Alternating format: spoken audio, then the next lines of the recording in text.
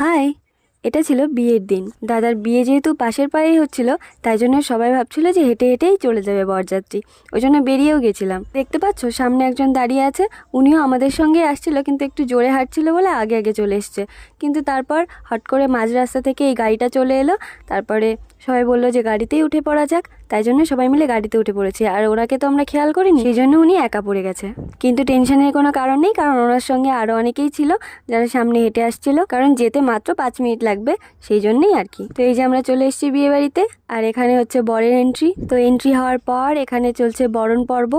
এই যে প্রদীপ ছোড়ার এই নিয়মটা এখানে এসে আমি প্রথম দেখলাম, এর আগে কখনোই দেখিনি। তো এরপর এখানে বরণ কমপ্লিট হওয়ার পর এখানে গেট ধরা হয়েছিল। এরপর আমরা সবাই মিলে চলে গেলাম ভেতরে গিয়ে এই যে ছাদনা তলাটা দেখলাম, খুব সুন্দর সাজানো হয়েছিল। তারপরে আমরা একটু এদিক ওদিক ঘুরছিলাম, ঘুরতে ঘুরতেই আমাদের হাতে দিয়ে গেল এই যে টিফিনের বক্সগুলো। তো এরপর সবাই চাইছিল বউ দেখতে, তো তাই জন্য সবাই মিলে চলে গেলাম ওর কাছে। আর গিয়ে তো দেখি এখানে চলছে ফটোশুট। আর এখানে ও বললাম তার কারণ ও আমার ছোটবেলার বান্ধবীর সাথে এই দাদার বিয়ে হচ্ছে, তো সেই জন্যই ও বললাম।